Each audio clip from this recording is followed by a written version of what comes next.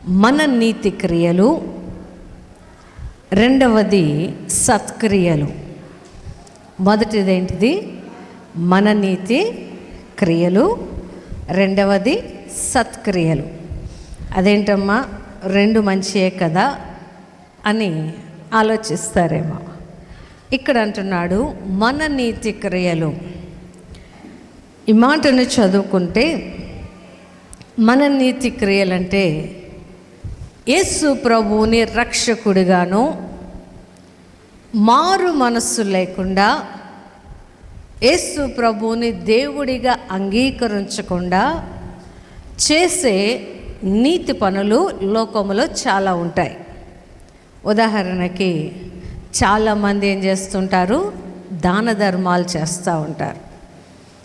కొంతమందిని చదివిస్తూ ఉంటారు, కొంతమందికి ఆహారం పెడుతూ ఉంటారు, కొంతమంది వృద్ధులని చేరదీస్తూ ఉంటారు, లేకపోతే తల్లిదండ్రులు లేని అనాథల్ని చేరదీసి వారిని పెంచి పోషిస్తూ ఉంటారు. అవి నీతి క్రియలు. ఈ నీతి క్రియలు జరిగించే వారి జీవితంలో దేవుడు లేకుండా చేస్తూ ఉంటారు. వాటిని దేవుడు అంటున్నాడు, అవి మీ నీతి క్రియలు. ఈ నీతి క్రియలను చేస్తూ బైబిల్లో ఒకతను దేవునిని రక్షకుడిగాను అంగీకరించిన వ్యక్తిని మనము బైబిల్లో ఒక వ్యక్తిని చూస్తే ఆయన పేరు దర్యావేషు. దర్యావేషు అనే పేరుకు అర్థము విచారణకర్త. ఈయన బబులోనును పరిపాలించే రాజులలో ఒక రాజు. ఈయన ఉన్నప్పుడు దానియేలు ఆయన సంస్థానములో ఒక అధిపతిగా పనిచేస్తూ ఉన్నాడు. మనుషులకి న్యాయాధిపతిగా దానియేలు పనిచేస్తూ ఉన్నప్పుడు కొంతమంది దానియేలు మీద కుట్రను పన్ని దర్యావేషు ద్వారా దానియేలును సింహాల బోన్లో పడవేస్తారు. సింహాల గుహలో దానియేలును పడవేస్తారు. పడవేసినప్పుడు ఈ దర్యావేషు దానియేలును ఒక మాట అడుగుతూ ఉంటాడు. దానియేలు గ్రంథము 6వ అధ్యాయము 20వ వచనములో మనము చూసినప్పుడు అక్కడ ఈ దర్యావేషు దానియేలుతో మాట్లాడుతూ ఉంటాడు. ఏమని మాట్లాడుతూ ఉంటాడంటే, దానియేలును పిలిచి, ఓ దానియేలు, జీవము గల దేవుని సేవకుడువైన దానియేలు, నిత్యము నీవు సేవించుచున్న నీ దేవుడు నిన్ను రక్షింపగలిగేనా అని అతనిని అడిగాను. అందుకు 22వ వచనములో చూస్తే, నేను నా దేవుని దృష్టికి నిర్దోషినిగా కనబడితిని గనుక ఆయన తన దూతలను పంపించి సింహములు నాకు హాని చేయకుండా వాటి నోలను మోయించెను. రాజా, నీ దృష్టికి నేను నేరము చేసిన వాడను కాను గదా అనేను. ఇక్కడ మనము చూసినప్పుడు దర్యావేషు దానియేలును సింహపు బోనులో వేసిన తర్వాత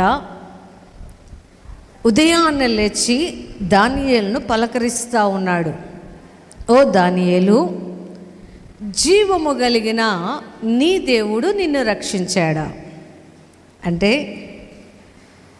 దానియేలు దేవుని ఆత్మ జ్ఞానము ద్వారా నడిపించబడుతున్నాడని తెలుసు. దానియేలు ద్వారా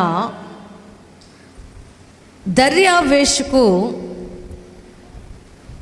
మంచి రాజజ్ఞానమును చెప్పగలిగిన వ్యక్తి అని దర్యావేషుకు తెలుసు.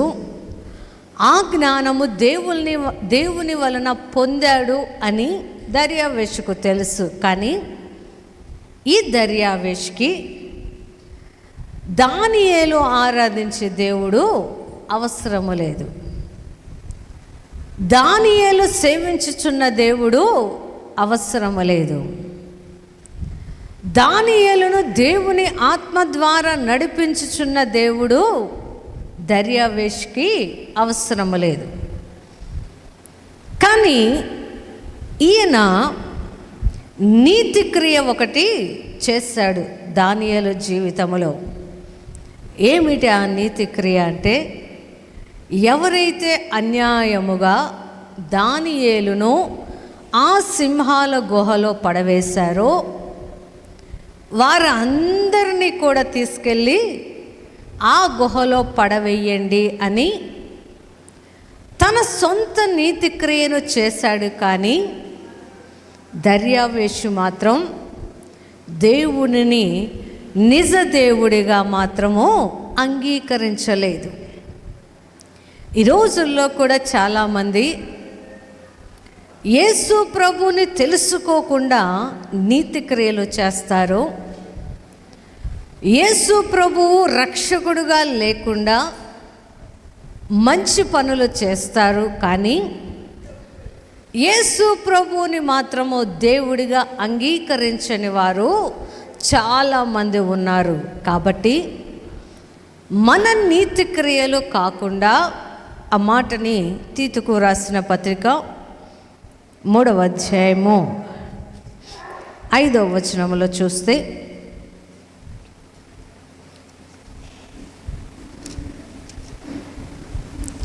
ఇక్కడ పౌలు గారు తీతుకు చెప్తున్నారు, మనము మన నీతిని అనుసరించి చేసిన క్రియల మూలముగా కాక అంటున్నాడు.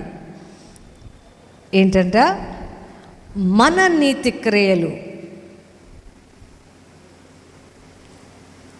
మన అనుసరిస్తున్న నీతి క్రియలను బట్టి కాక, అక్కడంటాడు తన కనికరము చొప్పున పునర్జన్మ సంబంధమైన స్నానము ద్వారాను పరిశుద్ధాత్మ మనకు నూతన స్వభావమును కలుగజేయుట ద్వారాను మనలను రక్షించెను. దర్యావేషు రక్షకుడైన దేవుని యందలి విశ్వాసం ఉంచలేదు. కానీ దానియేలు జీవితంలో మాత్రం నీతి క్రియను చేశాడు. అయితే దేవుడు ఆయన రక్తము ద్వారా పరిశుద్ధపరచబడిన వారిని, హృదయములను కడగబడిన వారి ద్వారా దేవుడు దీనిని కోరుకోవడం లేదు. ఆయన ఏం కోరుకుంటున్నాడంట? సత్క్రియను కోరుకుంటున్నాడంట. హల్లెలూయా. దర్యావేషు చేసిన నీతి క్రియ ఆయనకి రక్షణ కలుగ చేయలేదు. కానీ దానియేలును దేవుడు రక్షించడము కారణము ద్వారానే తప్పించుకోగలిగాడు. అది గమనించలేదు దర్యావేషు. ఈరోజు మనము కూడా క్రీస్తు లేని నీతి క్రియలు ఎన్ని చేసినా, యేసు ప్రభు అనే జీవ మార్గములో లేకుండా మనము ఎన్ని మంచి పనులు చేసినా ఆయన వాటిని మురికి గుడ్డతో పోలుస్తూ ఉన్నాడు. ఆయన అంటాడు, మీరు చేసే నీతి క్రియలు ఆయన దృష్టిలో మురికి గుడ్డతో సమానమంట. అంతే కదండి. చాలామంది అంటారు కదా, చెడ్డవాడు ఎన్ని దాన ధర్మాలు చేసినా వాడు అనుకుంటాడు నాకు పుణ్యం రావాలని కోరుకుంటాడు. చెడు మనస్సును మాత్రం విడిచిపెట్టాడు, చెడు స్వభావాన్ని మాత్రం విడిచిపెట్టాడు.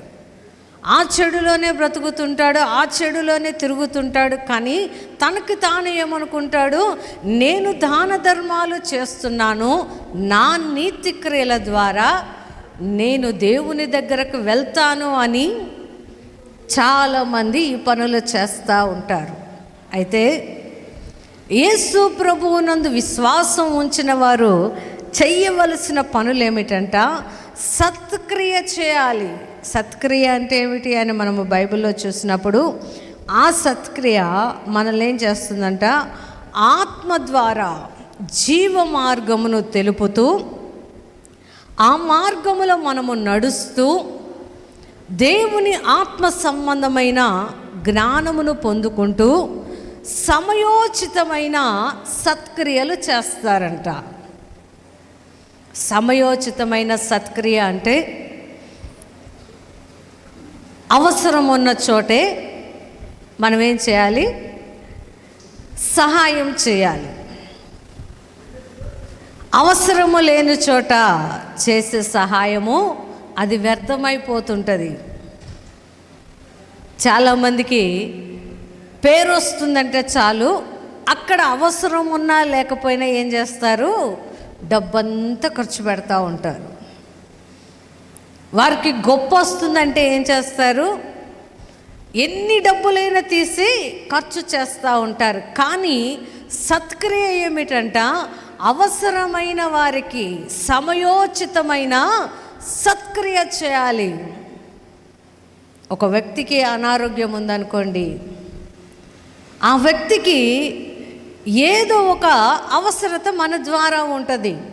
ప్రార్థన అవసరత అయినా, లేకపోతే పరామర్శించేదైనా, లేకపోతే వారికి ఏదైనా కొంచెం డబ్బులు కొరతగా ఉన్నప్పుడు ఆ కొరతలో కొంచెమైనా మనము సహాయము చేసే సమయం ఒకటి మన జీవితాల్లో వచ్చినప్పుడు అది చెయ్యమని దేవుడు కోరుకుంటున్నాడు. హల్లెలూయా. ఆ క్రియ చెయ్యాలంటే మనలో అంట దేవుని ఆత్మజ్ఞానం ఉండాలంట. హల్లెలూయా.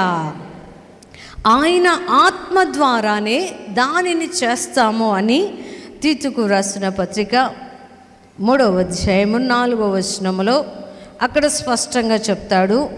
మన రక్షకుడైన దేవుని యొక్క దయను, మానవుల ఎడల ఆయనకున్న ప్రేమయు ప్రత్యక్షమైనప్పుడు మనము సత్క్రియ చేయడం ప్రారంభిస్తాం.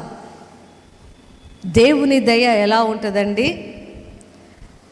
అవసరమైన వారికి ఆయన కనికరము, ఆయన కృప నిండుగా ఉంటుందని బైబిల్లో చెప్పారు.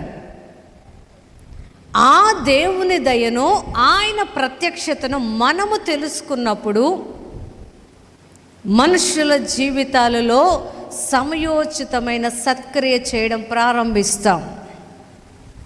ఆ సమయోచితమైన సత్క్రియను ఎవరైతే చేస్తూ ఉంటారో వారు నిజంగా దేవుని నీతి మార్గములో, జీవ మార్గములో నడుస్తున్నవారు. హల్లెలూయా.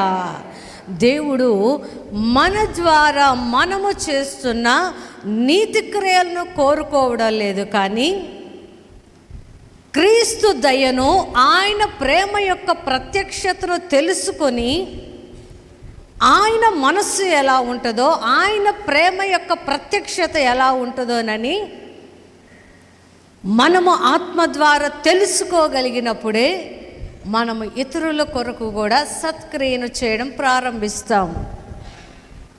ఎందుకంటే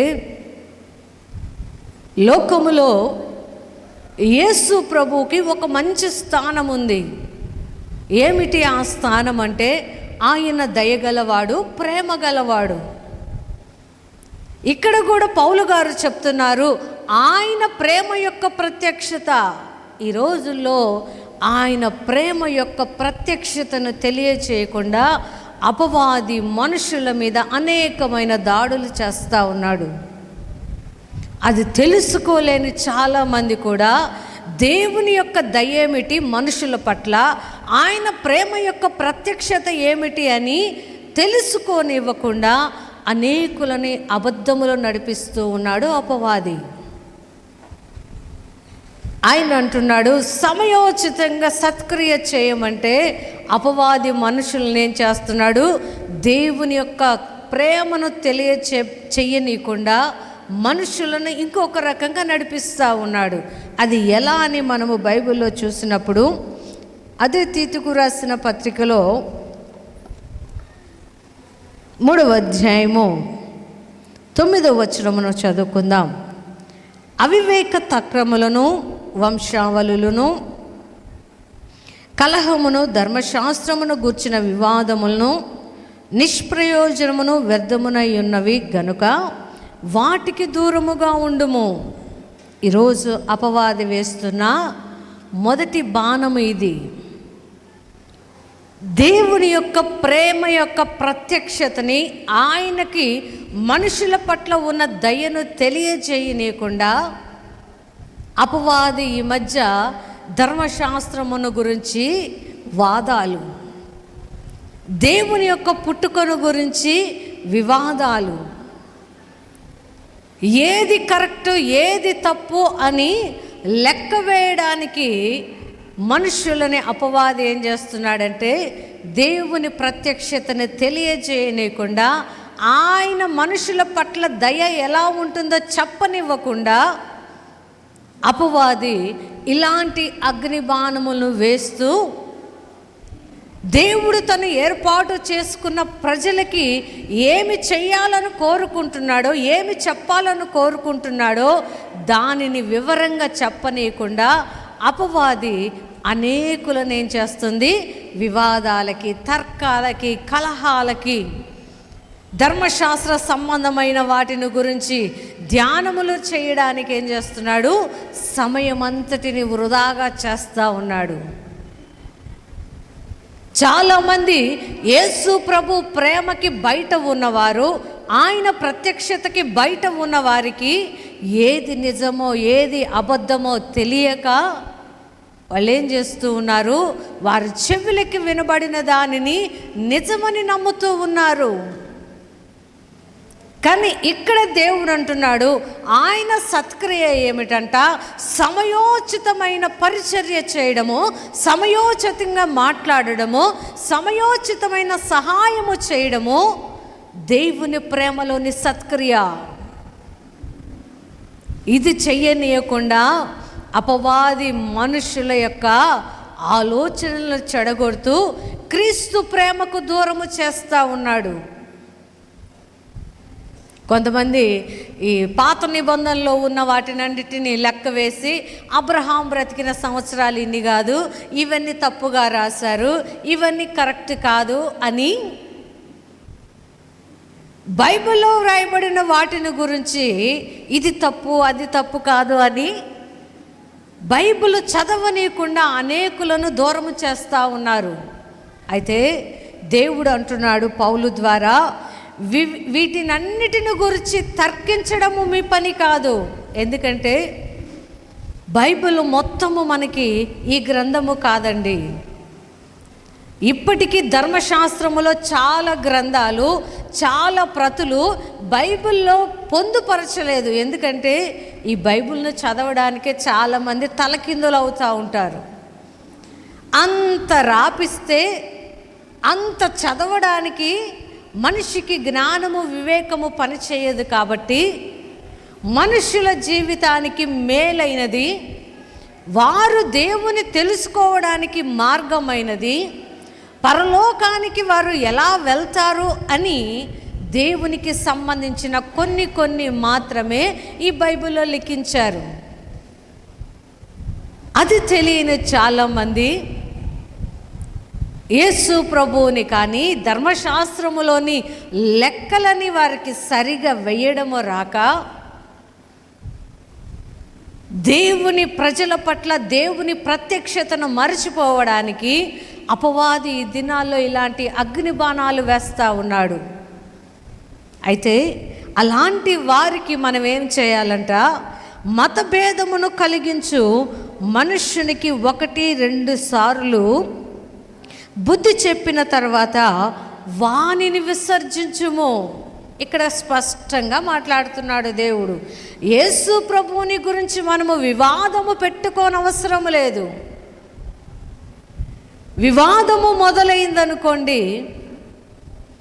మనుషులకి కలహం వచ్చేస్తుంది. వివాదము మొదలైతే మనుషుల మధ్య ప్రేమ దూరం అయిపోతుంది. వివాదము మొదలైతే దేవుని ప్రేమ వారికి అర్థము కాదు. అందుకే ఆయన అంటున్నాడు, ఎవరిని గురించి, క్రీస్తును గురించి మతభేదమును కలుగజేసే వారి దగ్గర ఒకసారి చెప్పు, రెండవసారి చెప్పు, తర్వాత ఏమి చేయాలంట, వారిని విసర్జించాలి, అంటే వారిని విడిచిపెట్టాలి. వారిని విడిచిపెట్టలేదనుకోండి, దేవుని ద్వారా మనము చేయవలసిన సత్క్రియలను మనము మర్చిపోతాము. దేవుడు మనకు ఏమి బోధించాడో, ఏమి చెయ్యమని చెప్పాడో, ఆయన దయ ఎలా ఉంటుందోనని ప్రజలకి చూపించడము మర్చిపోతాము, వారికి చెప్పడము కూడా మర్చిపోతాము. లోకములోని మనుషులు చేసే సత్క్రియలు దేవుడు లేకుండా ఎన్ని చేసినా, యేసయ్య లేకుండా వారు ఎన్ని క్రియలు చేసినా వాటిని దేవుడు మురికి గుడ్డతో పోలుస్తూ ఉంటే, ఆ మురికి గుడ్డ లాంటి మనుషులు మనల్ని ఆయన ప్రత్యక్షతను చూడకుండా వివాదాల్లోకి తిప్పుతూ ఉన్నప్పుడు మనము వాటిని విసర్జించాలి. హల్లెలూయా. ఎవరైనా యేసు ప్రభు గురించి, యేసు ప్రభు ఎప్పుడు పుట్టాడు, ఆయన బైబిల్లో రాయబడి ఉందా ఆయన పుట్టుక, ఆయన చావు రాయబడిందా అంటే ఏం చెప్తాం? చాలామంది ఉందయ్యా అంటాం. ఉంది అంటే అతనేమంటాడు, నాకు డేట్తో సహా నెలతో సహా చెప్పు అంటాడు. యూదులకి ఒక ఆచారం ఉంది. ఏమిటి ఆచారం అంటే, వారికి పుట్టుక దినము కంటే మరణ దినము గొప్పదంట. వారు పుట్టుకలను వ్రాసుకోరంట, కానీ మరణ దినమును ఖచ్చితంగా రాసుకుంటారంట. ఎందుకంటే ధర్మశాస్త్రములో ఒక మాట వ్రాయబడి ఉంటుంది, ఒక మనుషుని పుట్టుక కంటే వాని మరణమే మేలు.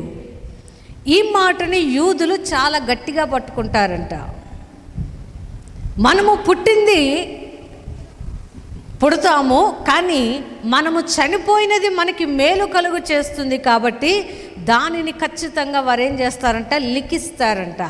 అలానే యేసు ప్రభు యొక్క మరణమును లిఖించారు, కానీ ఆయన పుట్టుకను లిఖించలేదు, అంటే రాయలేదు. ఒకవేళ మనుషులకి ఇంకా కావాలి అంటే ఏం చేయాలి? కైసరు ప్రజాసంఖ్య రాయించుకున్నాడు. ప్రజాసంఖ్య అంటే మనకి 4 ఏళ్లకు ఒకసారి ఓట్లు సర్వే వస్తారు కదా, అలాంటి ఓటు సర్వే ప్రపంచం మొత్తములో యేసు ప్రభు పుట్టినప్పటి నుండి మొదలైంది. కైసరు అక్కడ ఉన్న ప్రజలకి ఎంతమంది ఉన్నారు, వారు ఎవరెవరు, వారి పేర్లు, వారి గోత్రాలు ఏమిటి అని ప్రజాసంఖ్యలో రాయించుకున్నాడు. ఆ ప్రజాసంఖ్య చూసినా ఆ ప్రజాసంఖ్యలో యేసు ప్రభు కనబడతాడు. అవన్నీ బైబిల్లో పొందుపరచలేదు, కానీ ఆయన పుట్టుక వలన మన జీవితాల్లో మేలు జరుగుతుంది. రక్షకుడు మన కొరకు వచ్చాడు, ఆయన మన పాపములను భరించడానికి వచ్చాడు, మన కొరకు మరణించడానికి వచ్చాడు. ఇది మనకు అవసరమైన ఉపదేశం. ఇంతవరకు అర్థము చేసుకోవడానికే మనిషి జీవితం సరిపోవడం లేదు. యేసు ప్రభు చేసిన క్రియలని ధ్యానము చేయడానికే, కొన్ని ధ్యానము చేయడానికే మనిషి జీవితము సరిపోవడం లేదు. కాబట్టి ఈ బైబిల్లో వ్రాయబడిన వాటినే చదవలేకపోతున్న మనము ఇంకా యూదా గ్రంథాలు, రాజుల గ్రంథాలు, ఇలా చాలా గ్రంథాలు సపరేట్గా ఉంటాయి. వాటన్నిటిని చదవాలంటే మన జీవితము సరిపోదు. కాబట్టి అవసరమైన వాటినే బైబిల్లో దేవుడు ఆత్మ ద్వారా మనకు అనుగ్రహించాడు. హల్లెలూయా. ఆయన రక్షకుడుగా పుట్టడం వలన మనము సత్క్రియ చేస్తాము. ఆయన చనిపోవడం ద్వారా మన పట్ల ఆయనకి ఎంత ప్రేమ ఉందోనని ఆ ప్రేమను ప్రత్యక్షపరచడానికి ఆయన ఈ భూమి మీదకి వచ్చాడు. హల్లెలూయా. ఆ ప్రత్యక్షత మనము పునర్సంబంధమైన పునఃస్థితి అని రాశాడు బైబిల్లో కింద. పునఃస్థితి అంటే తిరిగి పోగొట్టుకున్న దానిని మనము పొందుకోవడం. ఎక్కడ పోగొట్టుకున్నాం? మనము ఆదాము దగ్గర పోగొట్టుకున్నాం. ఆదాము చేసిన తప్పు వల్ల, మొదటి మానవుడు చేసిన పాపము వల్ల మన జీవితము పాప సంబంధమైన జన్మగా మార్చబడింది. ఆ జన్మను తిరిగి మార్చడానికి, ఆత్మ ద్వారా మనము తిరిగి పుట్టడానికి యేసు ప్రభు అనే రక్షకుడు మన జీవితాలకి కావాలి. కాబట్టి ఆ రక్షకుని ద్వారా వచ్చిన కృప వలన, దయ వలన, కనికరము వలన మనమేమి చేయాలంట? సత్క్రియ చేయడం ప్రారంభించాలి. హల్లెలూయా.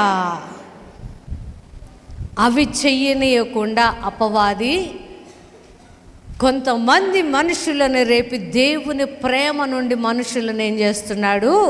వేరు చేస్తూ ఉన్నాడు. దీనికి బైబిల్లో 2 వ్యక్తులని ఉదాహరణగా చూపించవచ్చు. ఎందుకంటే వారు ఇద్దరు కూడా అన్యులుగా ఉండి క్రీస్తులోనికి వచ్చిన వారు. దేవుడు ఎందుకు వివాదాలు వద్దనుకుంటాడు అంటే, వివాదము ఆడుకుంటున్నారు అనుకోండి, మన ఇంటికి వచ్చిన వాళ్ళకి ఎలా ఉంటుంది? ఎందుకు వచ్చావురా ఇక్కడికి అనిపిస్తుంది. అవునా కదా? మన ఇంటికి ఎవరైనా బంధువులు వచ్చారనుకోండి, మనం మాట మాట్లాడుకుంటుంటే మూడో వ్యక్తి అనుకుంటాడు, ఎందుకు వచ్చావురా ఇక్కడికి అని. ఈరోజు క్రిస్టియానిటీలో, క్రైస్తవ్యంలో జరుగుతుంది ఇదే. అన్యులు క్రీస్తులోనికి వచ్చినప్పుడు, క్రీస్తులోనికి వచ్చిన వారు ముందు వీళ్ళేం చేస్తున్నారు? తర్కాలు చేస్తూ ఉంటే వచ్చిన వారు ఏమనుకుంటారు? ఎందుకు వచ్చామా క్రైస్తవ్యంలోనికి అనుకుంటారు. అలా ఒక వ్యక్తి వచ్చాడు. ఆయన పేరేమిటంటే జేనాను. ఈయన జేనాను అనే ఈయన జేయూస్ అనే ఒక దేవత యొక్క కనికరము ద్వారా పుట్టబడిన వ్యక్తి. యేసు ప్రభు రాకముందు మనుషులకి దేవుడు ఎవరో తెలియక రకరకాలైన దేవుళ్ళని పెట్టుకున్నారు. వాళ్ళలో జేయూష్ అనే ఒక దేవత అనుగ్రహము ద్వారా పుట్టబడిన వాడు అని తన తండ్రి ఇతనికి జేనాను అని పేరు పెట్టుకున్నాడు. ఈయన ధర్మశాస్త్ర వేది, అంటే ఒక మంచి పండితుడు. ధర్మశాస్త్రాన్ని విపులంగా పరీక్షించే ఒక పండితుడు. అలాంటి ఇతను యేసు ప్రభువునందు విశ్వాసం ఉంచి క్రైస్తవ్యంలోనికి వచ్చాడంట. అతనితో పాటు అపోల్లో అనే వ్యక్తి కూడా. యేసు ప్రభు తెలుసు, ఆత్మక్రియలు తెలియవు. ఆత్మ ద్వారా సత్క్రియలు ఎలా చేయాలో అపోల్లోకి తెలియదు. వీరు ఇద్దరు కూడా తీతుతో పాటు ఉన్నారు. అప్పుడప్పుడే వీరు క్రైస్తవ్యంలోనికి వచ్చి తీతుతో పాటు నడుస్తూ ఉన్నారు. మనుషులందరూ వారి వారి నీతి క్రియలు చేస్తూ దేవుని విసర్జించి, ఈ నీతి క్రియల వలన, మనము చేస్తున్న నీతి క్రియల వలన మనము దేవుని దగ్గరికి వెళ్తాము అనుకుంటున్నారు. అలాంటి వారు ఉన్నారు అని పౌలు గారు అంటున్నారు. అటువంటి నీతి క్రియలు కాక దేవుని ద్వారా మనము నీతి క్రియలు చేయాలి. ఈ జేనాను అపోల్లో ఇద్దరు కూడా తీతుతో ఉన్నారు. వారి ముందు ఆయన అంటున్నాడు, వారికి ఏం చేయాలంట? వారిని గురించి వ్రాస్తాడు. ఒకసారి తీతుకు వ్రాసిన పత్రిక 3వ అధ్యాయము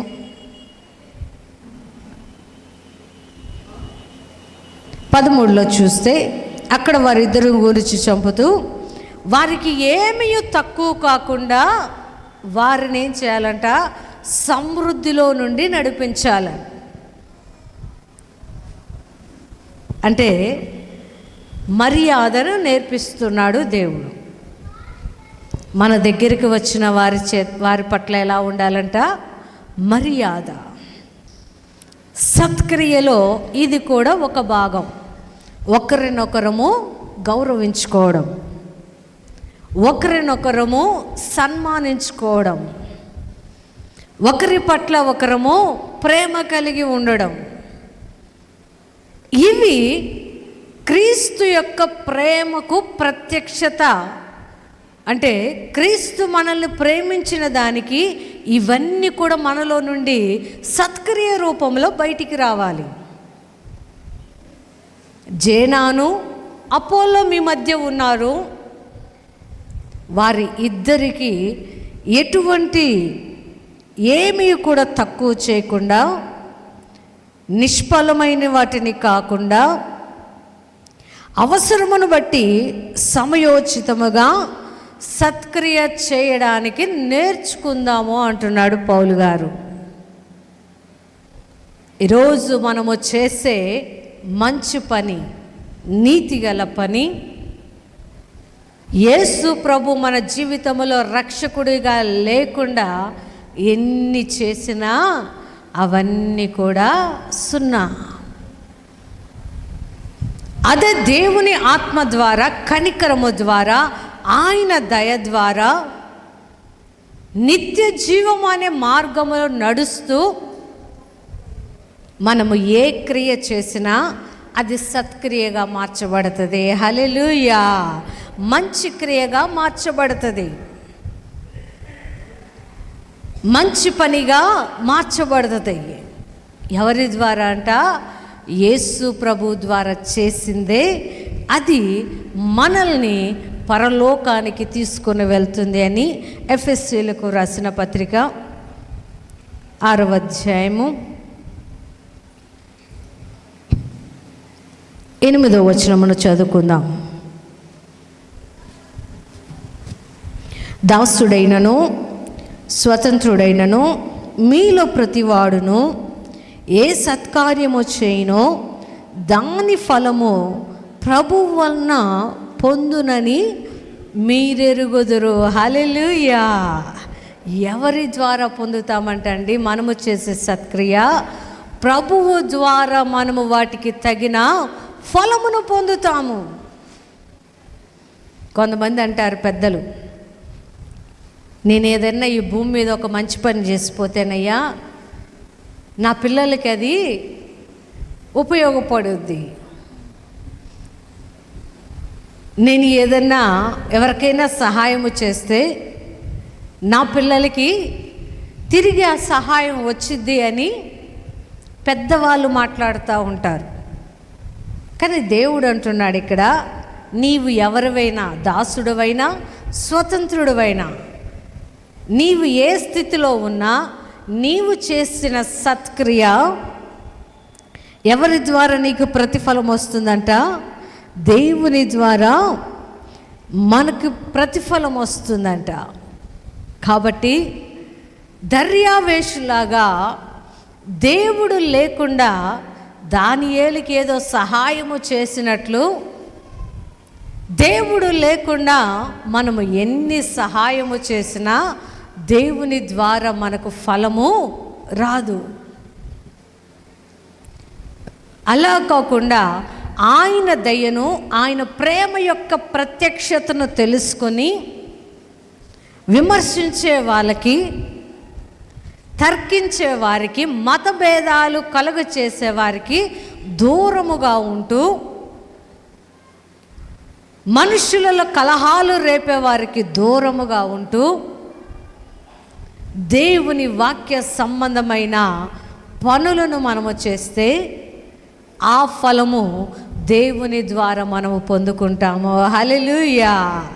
ఈరోజు మనము నిన్నటి వాక్యానికి కంటిన్యూషన్ ఏమిటంటే, హృదయము పరిశుద్ధపరచబడిన తర్వాత మన నీతి క్రియలు కాదు, దేవుని సత్క్రియలను మనము ఈ భూమి మీద చేసినప్పుడు పరలోకముల ఆయన ద్వారా మనం ఫలము పొందుకుంటాము. హల్లెలూయా! దేవునికి మహిమ కలుగునుగాక.